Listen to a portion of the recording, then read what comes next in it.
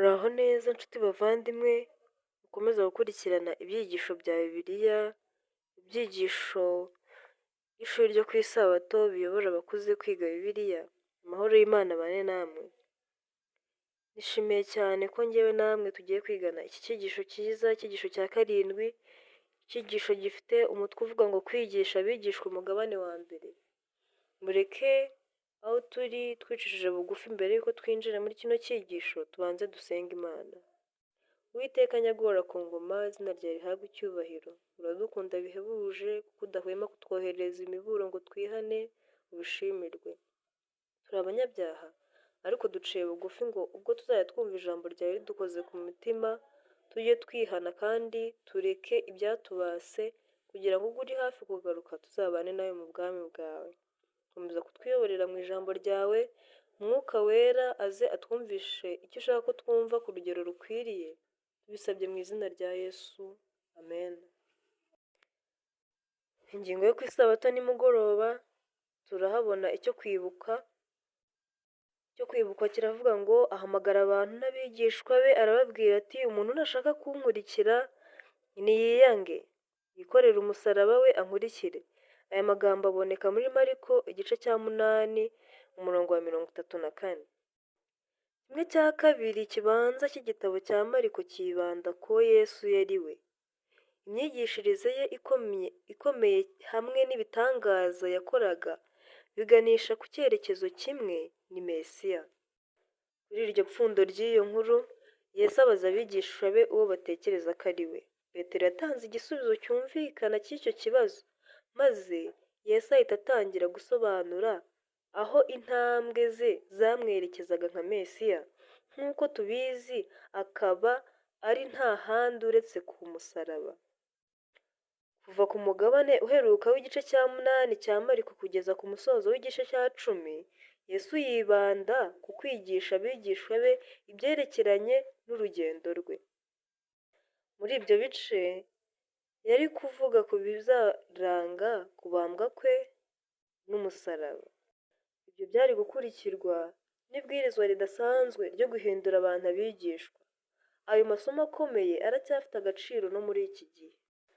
Uyu mugabane w'ubutumwa bwiza bwa kabiri watangijwe no guhumura impumyi ebyiri zitandukanye. Imwe ivugwa hagati mu gice cya 8, indi ikavuga ku iherezo ry'igice cya 10 cya Mariko.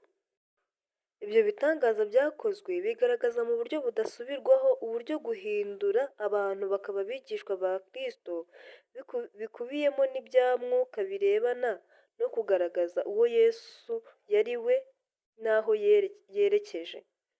Nk'uko inyigisho ze zagoye intumwa 12 mu myaka 2000 bishize, niko zikomeje no kugora abigishwa bo muri iki gihe.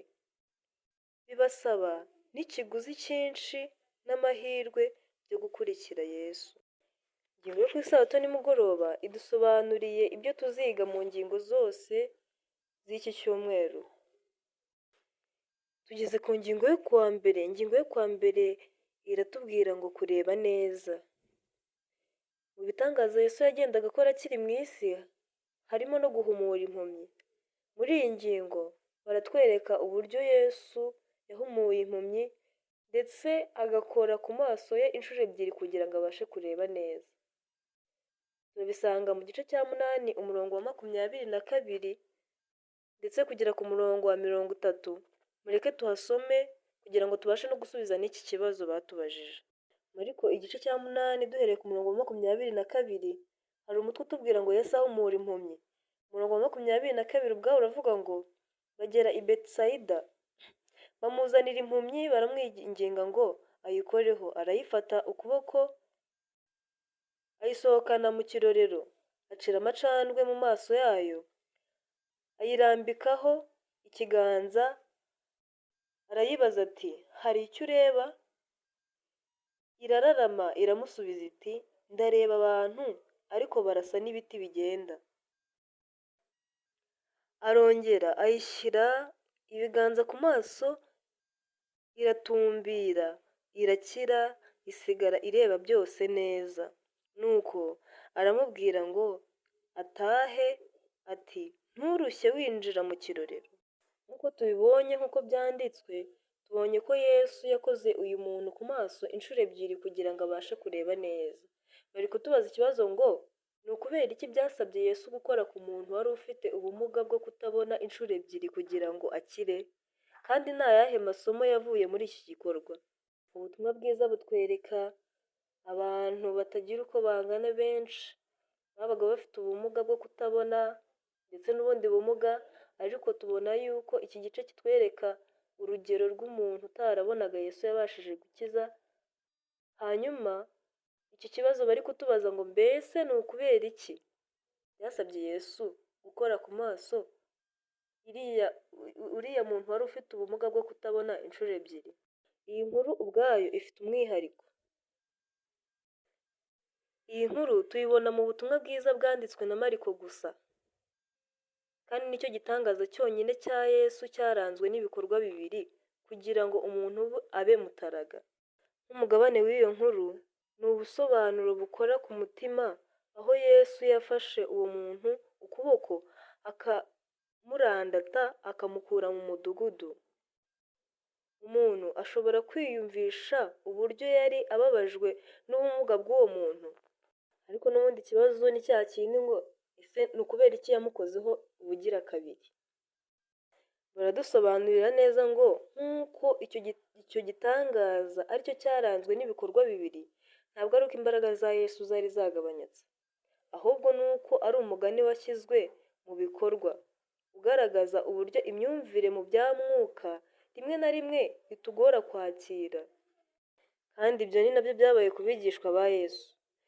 Igice cyose cya Mariko, igice cya 8 umurongo wa 22 ndetse n'igice cya 10 kugera mu gice cya 10 umurongo wa 25, ngo gitangira kandi kikanasoza kivuga ibyo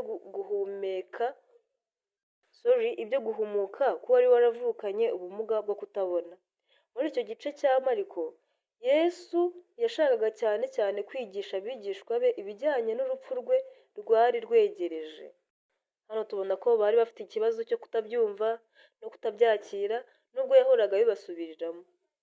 Guhumuka k'uwo muntu kwahindutse imfashanyigisho yo gusobanukirwa umurimo wo guhindura abandi abigishwa. Noneho kandi iyo dukomeje n'umurongo wa 27, duhereye ku murongo wa 27 noneho tukagera ku murongo wa 30, tubona uburyo Petero ahamya yuko Yesu ari Kristo nk'ikibazo twari twabajijwe. Umurongo wa 27 aravuga ngo Yesu avanayo n'abigishwa be ajya mu birorero bya Kayisariya ya Filipo. Bakiri mu nzira abaza abigishwa bati abantu bagira ngo ndinde? Baramusubiza bati bamwe bagira ngo uri Yohana umubatiza, abandi ngo uri Eliya, abandi bakagira ngo uri umwe mu bahanuzi. Arababaza ati ariko mwebweho mugira ngo ndinde? Petero aramusubiza ati uri Kristo. Umurongo wa 30 aravuga ngo arabihanangiriza ngo batagira uwo babibwira. Yesu yari umwigisha mwiza. Nk'uko tubibona, abigisha benshi bakunda kubaza ibibazo, kandi ibibazo akenshi bifungura gusobanukirwa kw'abigishwa cyangwa se abanyeshuri. Muri iri somo ryo muri Mariko igice cya 8, cyane cyane guhera ku murongo wa 27, kuva ku murongo wa 27 kugera ku murongo wa 30, tuhabona ibihamya bitatu. Igihamya cya mbere, Yesu yabajije abigishwa be ibyerekeranye n'uwo ari we, ikintu atari yarigeze akora mbere kuri iyo ngingo. Icya kabiri, Petero ni we muntu wa mbere uretse abari bahanzweho n'abadayimoni wahamije ko Yesu ari Mesiya. Icya gatatu, ako kanya akimara gukurikiza iryo hishurwa ry'uwo Yesu ari we, yatangiye gusobanura ikigiye gukurikiraho, icyo cyari umusaraba. None ni ukubera iki yabwiye abigishwa be kutagira uwo babwira iby'uko ari Mesiya? Bisa nkaho nta gaciro bifite kwimika ubwami bw'Imana. Nyamara mu gihe cya Yesu Mesiya hariho gahunda yo guhirika ingoma y'Abaroma. Yesu ntabwo ari Mesiya muri ubwo buryo. Niyo mpamvu atashakaga ko abantu bamutekereza batyo. Muri iyi ngingo turasubirizwamo ikibazo ntekereza ko benshi tujya twibaza cyerekeranye n'ukuntu Yesu yakoraga ibitangaza, yamara gukora ibitangaza akavuga ati ntimugire uwo mubibwira. Ndetse n'aha ngaha tubona yuko yabwiye abigishwa be ubwo bari bamaze gusobanukirwa n'uko uwo ari we Mesiya, aravuga ati ibyo bintu mubiceceke. None ikibazo ushobora kuba wibaza, nanjye ndagize igihe cyo kukibaza. Mbese kuki Yesu hari aho byageraga akagaragaza ko adashaka kumenyekana cyangwa ko ibitangaza bye bimenyekana? Icyo kibazo ntekereza yuko abantu benshi bakibaza. Ariko nanone hano hari ikibazo gisoza batubaje ngo ni iki gitekerezo kitwigisha cyerekeranye n'uko rimwe na rimwe ari ngombwa kugira ibyo uceceka ukabigira ibanga nubwo byaba ari ukuri. Badusubije neza yuko Yesu impamvu yangaga yuko ibintu bye bigaragara igihe cyo kugaragaza ibyo bitangaza bye cyangwa se igihe cyo kugira ngo amenyekane ko ari Mesiya cyari kitarasohora.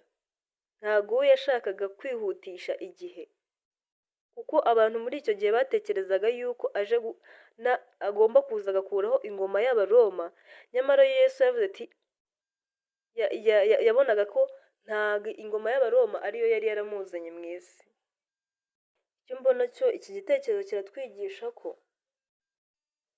nubwo twaba tuzi ko ikintu ari ukuri, hari aho biba ngombwa ko tugira ibanga icyo kintu ntitukivuge, bitewe n'uko bishobora gutuma ukuri gukomwa mu nkokora, kubera ko uko kuri kuvuzwe igihe kitari icya nyacyo, cyangwa se uko kuri kuvuzwe imburagihe ushobora gukomwa mu nkokora.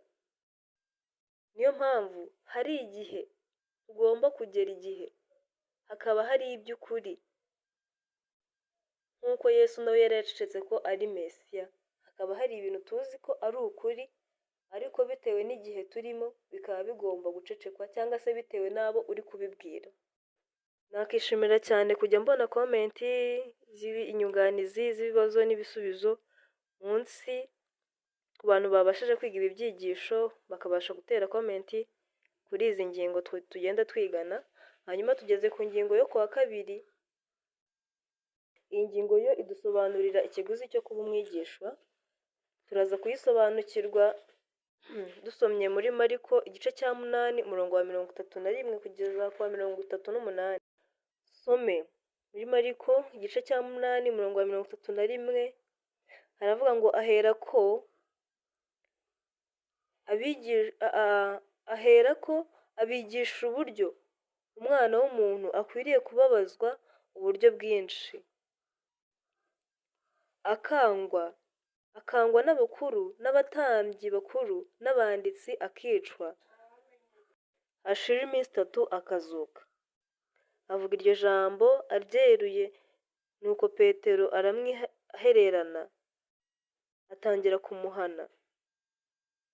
Ariko Yesu ahindukiye areba abigishwa be, acyaha Petero aramubwira ati subira inyuma yanjye Satani, kuko ibyo wibwira atari iby'Imana ahubwo ari iby'abantu. Mbese ni iki Yesu yigisha aha ngaha cyerekeranye n'ikiguzi cyo kumukurikira? Igihe Yesu yahamagaraga abigishwa be bwa mbere, yababwiye ko azabagira abarobyi b'abantu.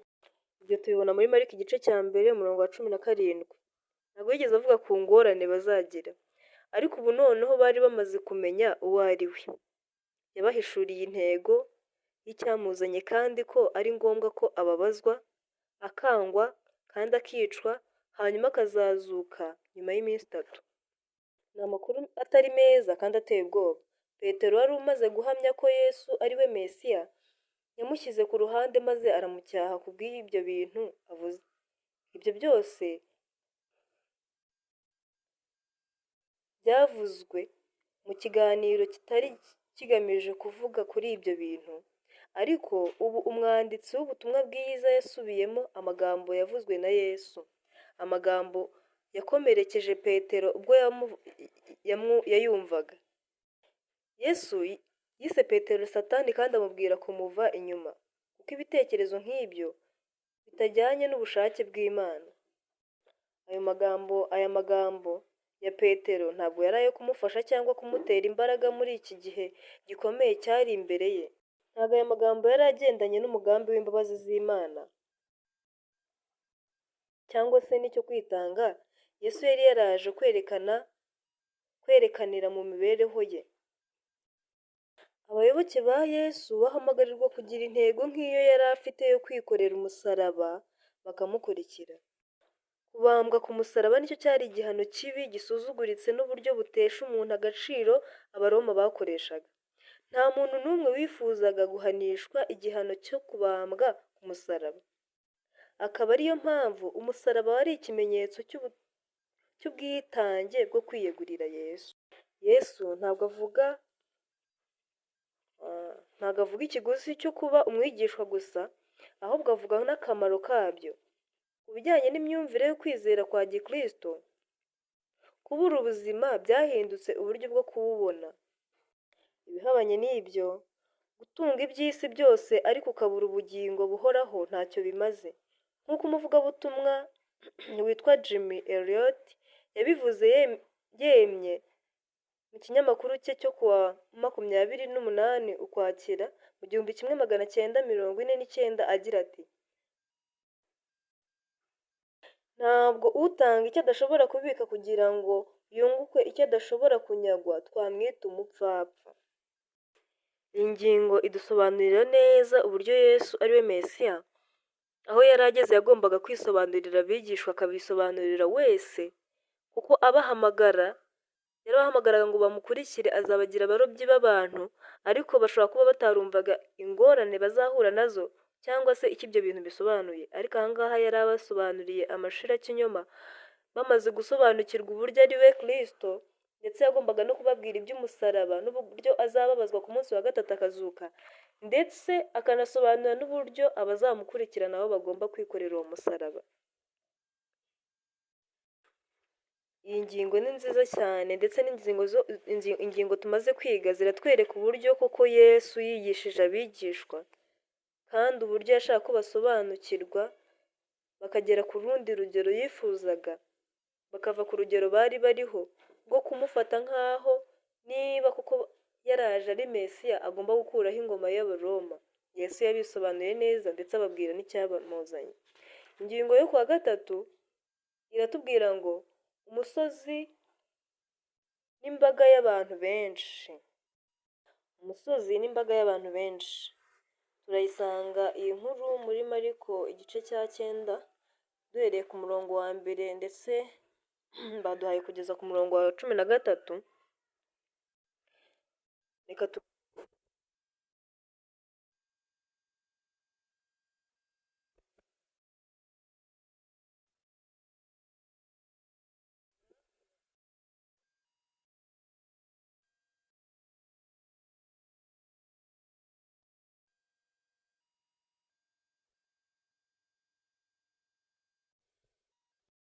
nuko arababwira ati: ndababwira ukuri yuko aba ngaba bahagaze hano harimo bamwe bazabona ubwami bw'Imana buzanye ububasha batarapfa. Umurongo wa 2: nuko iminsi 6 ishize, Yesu ajyana na Petero na Yakobo na Yohana bonyine abageza mu mpinga y'umusozi muremure.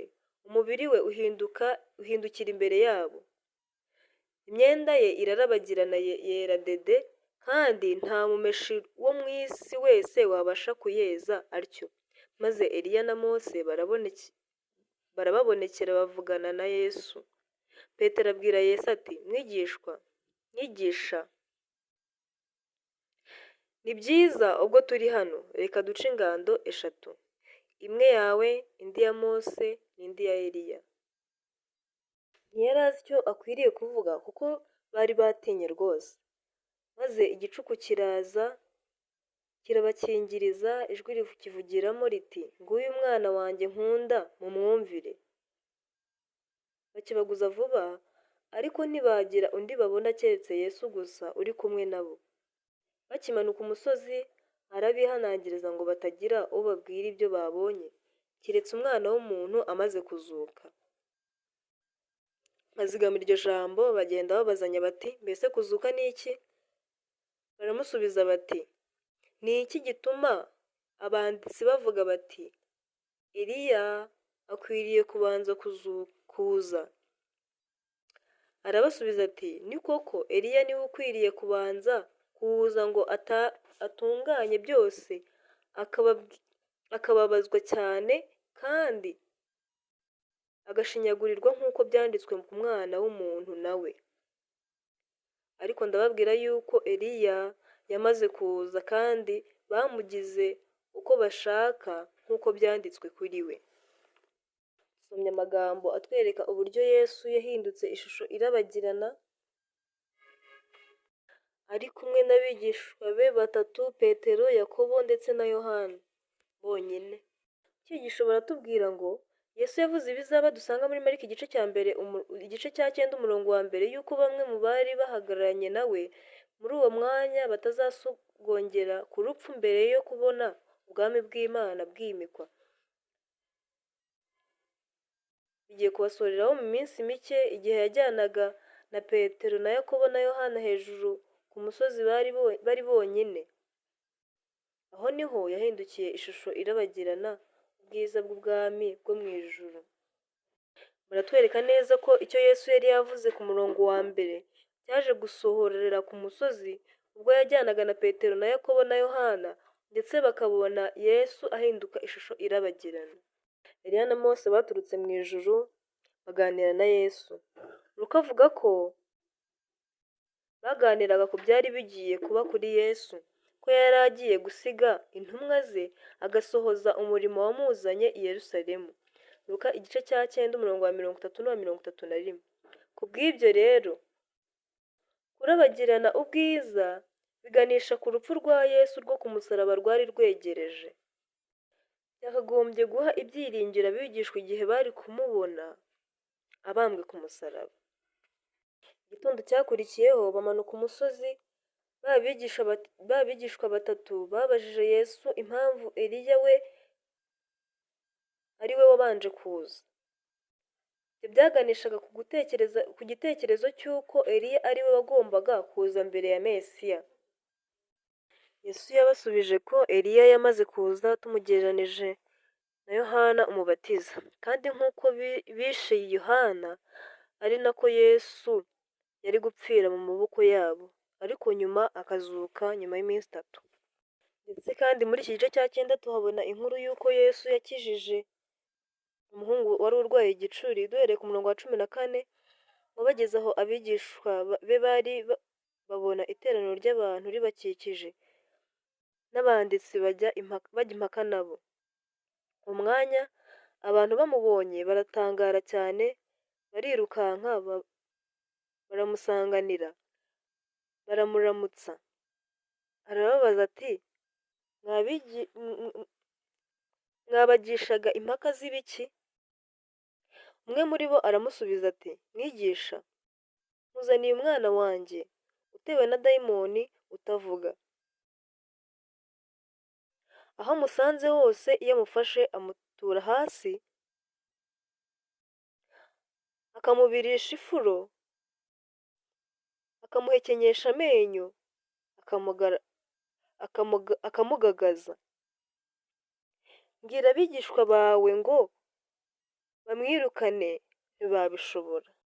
Iyi nkuru tubona ubwo Yesu yavaga ku musozi akaza agasanga aho abigishwa be bari bateraniye, hari n'abantu benshi, abigishwa bari bananiwe kwirukana dayimoni wari mu muhungu. Ndetse tubona ko umubyeyi w'uwo muhungu yaje abonye Yesu akamusanganira, akamubwira ikibazo cy'umwana we. Yesu tubona ko yahise asobanura impamvu abigishwa batashoboye kwirukana uwo dayimoni. Iyo nkuru ivuga ko imbaraga za dayimoni zari zarashegeshe uwo mwana. Yesu ntiyahise amukiza, ahubwo yafashe umwanya wo kugira ibibazo abaza ku bijyanye n'uwo mwana. Ibyo ngibyo yabibazaga se w'umwana kandi ni nawe wabihamyaga, aho tubona yuko Yesu yabajije se w'umwana ati mbese yafashwe ryari, maze ku murongo wa 21 niho tubona Yesu se w'umwana yaramusubiza ati yafashwe akiri umwana, ndetse amusubiza n'ibindi bibazo Yesu yamubazaga. Aramusubiza ati kenshi cyane amutura mu muriro cyangwa mu mazi ngo amwice, ariko niba ubishobora tugirire imbabazi udutabare. Nk'uko tubibona muri uyu murongo, tubona ko uyu mubyeyi yavuze ngo niba ubishobora tugirire imbabazi udutabare. Yesu yahise asubiramo amagambo yo gushidikanya uwo mubyeyi yavuze. Igisubizo cy'umwami Yesu yakivuze mu magambo make ashatse kuvuga iki? Yarashatse kuvuga ngo niba mbishobora. Mu kanya gato nk'ako guhumbya, se w'umwana yahise abona ko umuhungu we atari we wenyine ufite ikibazo, ahubwo na se we afite ikibazo cyo kutizera. Kandi uko kutizera kwe niko kwari kwatambamiye umuhungu we ngo adakira. Iyo uyu mubyeyi aza kugira kwizera, umuhungu we aba yarakize. Ariko ubwo Yesu yasubiragamo icyo uwo se w'umwana avuze, akamubaza ati niba mbishobora, se w'umwana ubwe yahise abona yuko atari umuhungu we gusa ufite ikibazo, ahubwo nawe afite ikibazo cyo kutizera. Se w'umwana yahise avuga cyane ati ndizeye nkiza kutizera. Yesu yahise akiza uwo muhungu. Nk'uko tubibona ko mu gihe cya Yesu kwizera kwari guke, muri iki gihe byaba bigeze hehe kwizera abantu bafite kungana gute? Mbese iyo wowe wisuzumye mu mutima wawe usanga ufite kwizera gushyitse?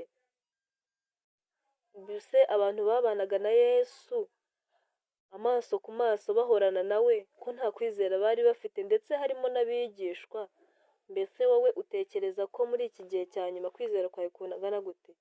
Dukwiriye gutaka tukamera nk'uyu mugabo wavuze ngo ndizeye nkiza kutizera.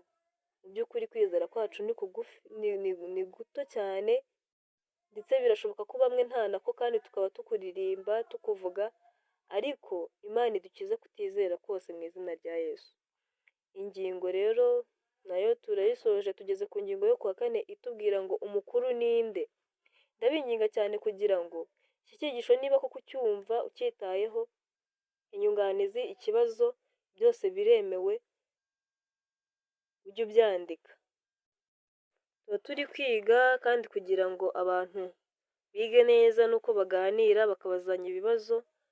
Ubwo rero byaba byiza tugiye tubona comment z'ibibazo, biba ari byiza cyane. Ingingo yo kuwa 4 iravuga ngo umukuru ninde. Turaza gusanga iyi ngingo ishingiye cyane mu gice cya 9 umurongo wa 30 kugeza ku wa 41. Muri iki gice hafite umutwe uvuga ngo ahana abigishwa be kutagira amakimbirane. Umurongo wa 30, bavayo banyura i Galilaya, ariko ntiyashaka ko hagira ubimenya, kuko yigishaga abigishwa be yuko umwana w'umuntu azagambanirwa agafatwa n'abantu bakamwica, ariko hashira iminsi 3 bamwishe akazuka. Ariko ntibamenya iryo jambo, ndetse batinya kumubaza. Bagera i Kaperinawumu, yinjiye mu nzu arababaza ati icyo mwahoze mugirira impaka tukiri mu nzira ni iki? Baramwihorera, kuko mu nzira bahoze bajya impaka z'umukuru wabo uwo ari we. Aricara ahamagara 12 arababwira ati umuntu ushaka kuba uw'imbere nabe uw'inyuma ya bose, ndetse abe n'umugaragu wa bose. Umurongo wa 36, azana umwana muto amuhagarika hagati yabo, aramukikira arababwira ati uwemera arababwira ati uwemera umwe mu bana bato nk'uyu mu izina ryanjye ni njye aba yemeye, kandi unyemera si njye yemera gusa ahubwo aba yemeye n'uwantumye. Turabona muri iyi ngingo ko abigishwa ba Yesu uko ari 12 bose bari bafite ikibazo kibaza ngo mbese ninde uzaba mukuru mu bwami bw'Imana, ariko nk'uko batekerezaga nk'abantu, nyamara mu bwami bw'Imana ibintu bihinduka ukundi. Ibyo abantu bibwira bihinduka ukundi. Ngo Yesu yasubiza ikibazo bari bafite mu ngingo ebyiri. Iya mbere yasobanuye neza ikigomba kubanza kugira ngo umuntu abe mukuru. Umuntu ushaka kuba uw'imbere nabe inyuma y'abandi bose, ndetse abe n'umugaragu wa bose. Hanyuma Yesu akomeza gusobanura ibyo avuze atanga urugero. Igihamya cyabaye umwana wari uhagaze hafi yabo yumva ibyo bavuga. Yesu yafashe uwo mwana amuhagarika hagati yabo. Ibyo byari nko gutera uwo mwana ubwoba, ariko Yesu yaramuteruye aramukikira kugira ngo abantu bari aho batuze. Yigishije avuga ati uwemera umwe mu bana bato nk'uyu mu izina ryanjye ni njye aba yemeye, kandi unyemera si njye gusa aba yemeye ahubwo aba yemeye n'uwantumye. Bivuze ko uciye bugufi nk'umwana ni we uba ufitanye isano n'Imana ubwayo. Yohana yabajije ikibazo kijyanye n'utari mu ruhande rwabo, maze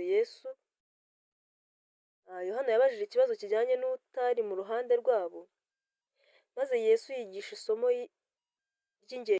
yigisha isomo ry'ingenzi ku birebana n'ababarwanyaga.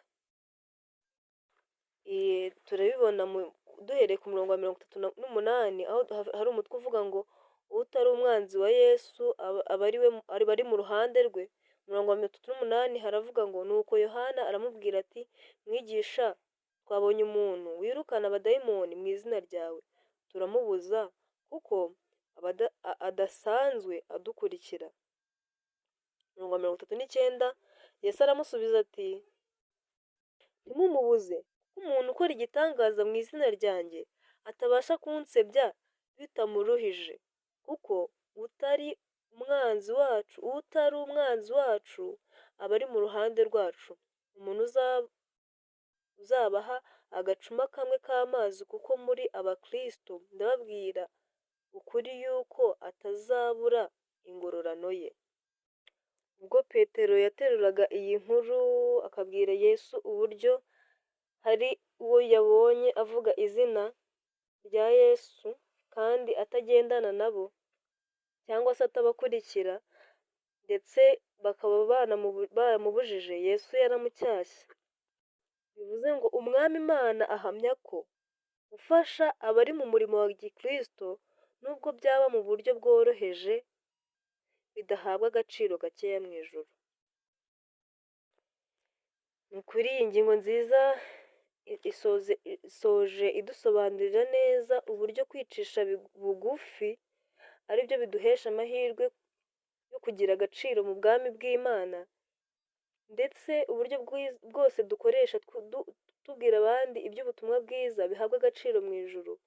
Ni ukuri ibyo nsabira buri wese uteze amatwi iki cyigisho ni uko yabasha gusaba Imana kwicisha bugufi abantu bo ku isi batagira, kugira ngo kube muri we.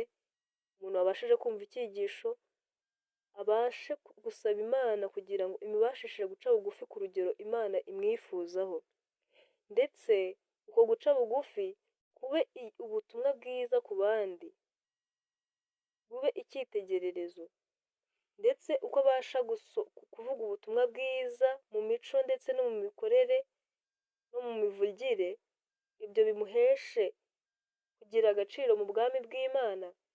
Kandi ubwo Kristo azaba agarutse, ndabasabira mwese kugira ngo tuzabane mu bwami bwo mu ijuru. Turakomeje n'ingingo yo kuwa gatanu. Ingingo yo kuwa gatanu ifite umutwe uvuga ngo umuntu muzima muri Gehinomu. Turayibona ko ishingiye guhera ku murongo wa 42 w'igice cya 9 cya Mariko, aho tubona hari umwigishwa, hari umutwe uvuga ngo ahana abagusha abandi. Umurongo wa 42 tuhasomye haravuga ngo umuntu wese uzashuka umwe muri aba bato banyizera akamugusha, ibyiza ni uko yahambirwa urusyo mu ijosi akarohwa mu nyanja. Umurongo wa 43 ukavuga ngo ukuboko kwawe nikugucumuza uguce, ibyiza ni uko wakwinjira mu bugingo usigaranye ukuboko kumwe biruta ko wajya muri gehinomu y'umuriro utazima ufite amaboko yombi.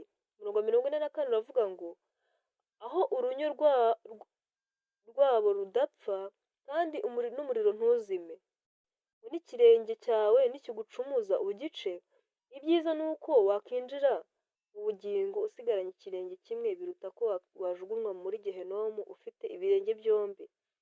Aho urunyo rwawo rudapfa kandi n'umuriro ntuzime, n'ijisho ryawe nirigucumuza urinogore, ibyiza ni uko wakwinjira mu bwami bw'Imana usigaranye ijisho rimwe biruta ko wajugunywa muri gehinomu ufite amaso yombi.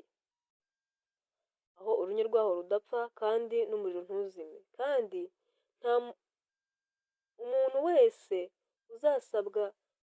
uzasabwa n'umuriro nk'uko umunyu usabwa n'ibyo kurya. Umuntu wese azasabwa n'umuriro nk'uko umunyu usabwa n'ibyo kurya. Umunyu ni mwiza, ariko umunyu iyo ukawutse mwawuryohesha iki? Mwebwe mugire umunyu mu mitima yanyu kandi mubane amahoro. Amen. Ku ikubitiro iryo somo risa naho ari ihuriro ry'inyigisho za Yesu rihujwe hamwe mu buryo budafite injyana cyangwa impamvu. Nyamara iyo usesenguye neza ubona ko buri nyigisho yose yageze ku ntego yayo iba ifite icyita rusange kiyihuza n'iyayibanjirije. Isomo ryibanda ku bintu bitatu by'ingenzi bituma ibwirizwabutumwa rigera ku ntego yaryo: igitera gucumura, umuriro n'umunyu. Inyigisho ya mbere irebana n'abana bato. Ibi bisobanura abizera bashya.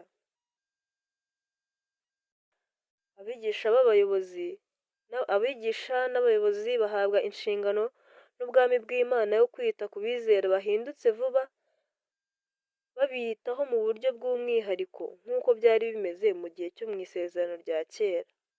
Bitaga ku banyantege nke kurusha abandi nk'uko mu muryango mugari w'abakera bitaga ku bapfakazi n'impumyi n'abasuhuke. Yesu yabivuze mu mvugo ikakaye avuga yuko ibyaba byiza ari ukujugunywa mu muhengeri, mu nyanja, aho kugira ngo ube watuma umwe mu boroheje akora icyaha. Mbese mugenzi wanjye, wowe witwara ute iyo ugeze kuri iyi ngingo?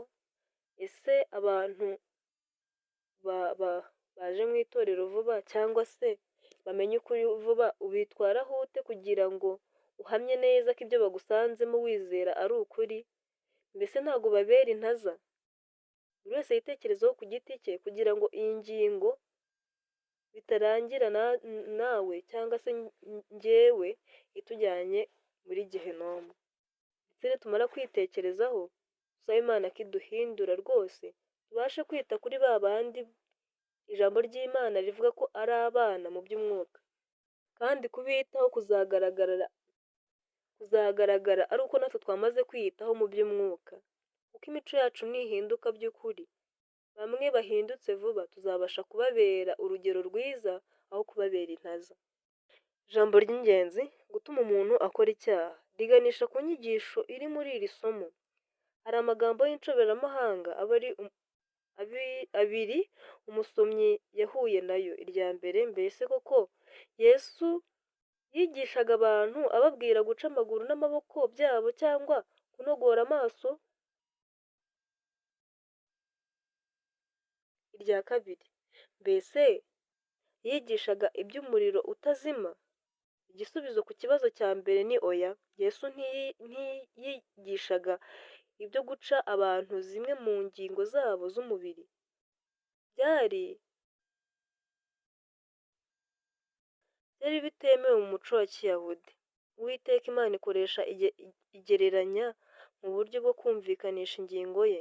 Niba kubura urugingo runaka rw'umubiri, kwaba ukuboko, ukuguru cyangwa ijisho, ari ikintu gikomeye, byaba biteje akaga kangana iki kuba umukristo yakora icyaha? Mbese Yesu akoresha iyi mvugo ikakaye yuko aho kugira ngo umuntu abure ubugingo buhoraho, yabasha guca zimwe mu ngingo ze akabona ubugingo buhoraho nta rugingo rumwe afite. Mbese ibi byaba bisobanuye iki? Mbese nawe ujya ubyibazaho? Ariko se koko nicyo Yesu yari ashatse gusobanura? Babidusobanuriye neza yuko ibi bintu nta nubwo byari byemewe mu muco wa Kiyahudi. Ahubwo aha ngaha Yesu yasobanuraga uburemere bw'icyaha, cyangwa se gutuma umuntu akora igituma umuntu akora icyaha. Tubyumve neza, icyo Yesu ashaka gusobanura ni ikijyanye no kwica icyo gitera gukora icyaha, cyangwa se ko hari ibyo tugomba kwigomwa. Yego, rimwe na rimwe hari ibyo ushobora kwigomwa kubera n'agakiza, bikarangira n'umubiri wawe ukozweho, ariko aho kugira ngo ubure ubugingo buhoraho, wakemera kugira umubabaro ungana gutyo? Icya kabiri nacyo cyahawe igisubizo cya oya. Mbese koko Yesu yavugaga umuriro utazima, kuko uwo muriro ntabwo uzima? Yesu ntabwo yigishaga iby'umuriro utazima. Twabibwirwa n'iki? Bwa mbere, isomo ririmo ibintu bimeze nk'ibisekeje.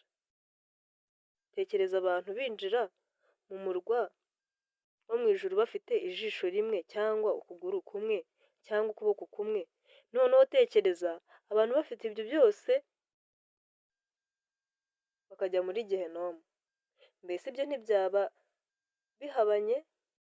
Umuntu ufite ingingo zose akajya muri Gehinomu? Bisa n'ibisekeje. Ibintu nk'ibyo bituma umuntu abifata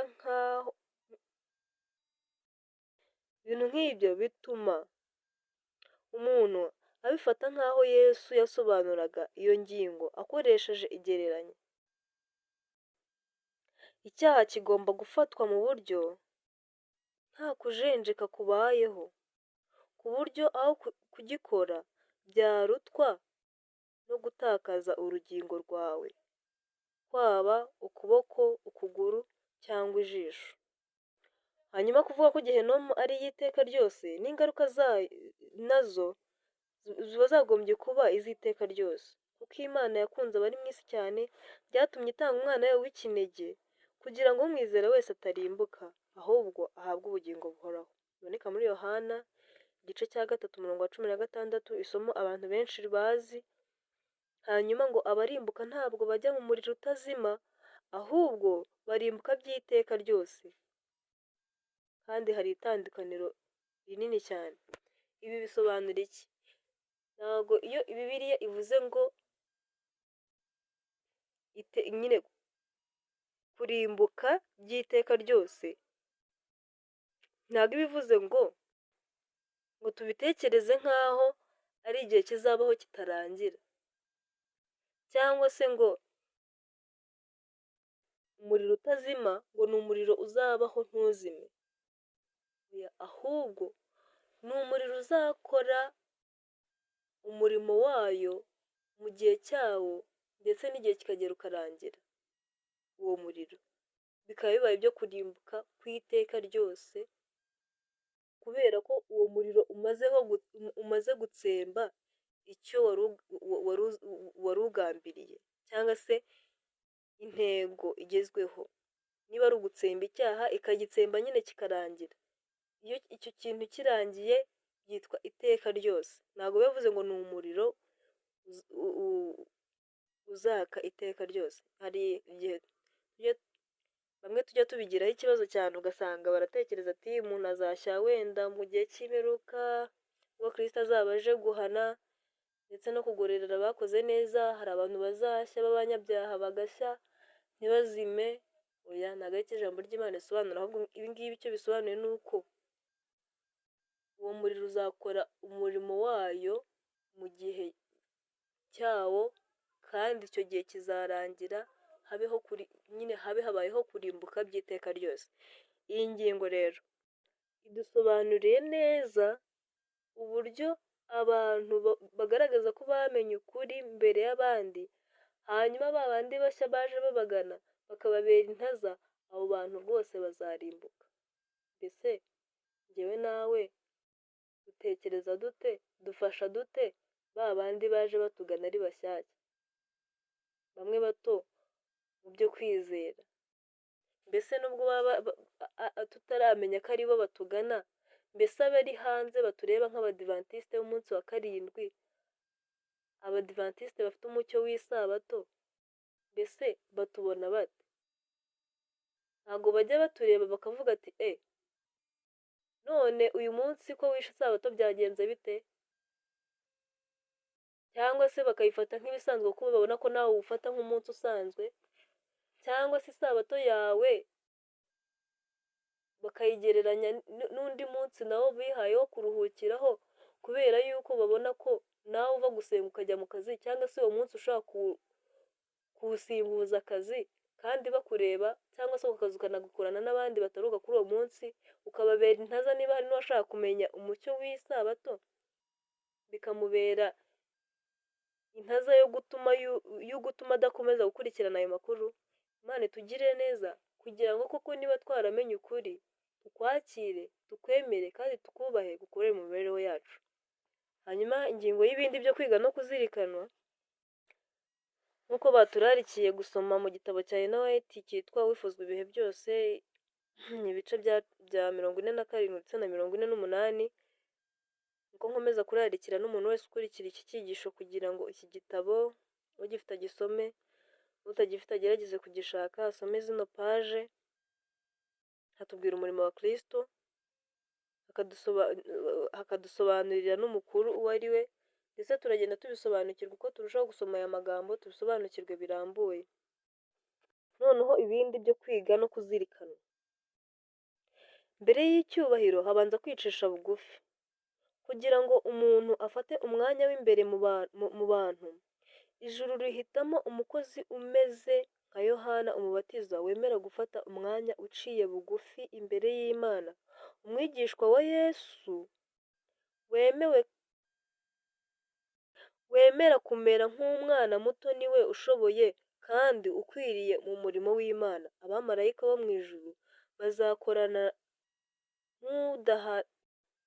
nk'udaharanira kwikuza, ahubwo agashaka gukiza imitima. Aya magambo rero kanyasubiremo: abamarayika bo mu ijuru bakorana n'udaharanira kwikuza, ahubwo agashaka gukiza imitima. Twebwe abakomeye dukwiriye kwihanganira intege nke z'abadakomeye, ntitwinezeze.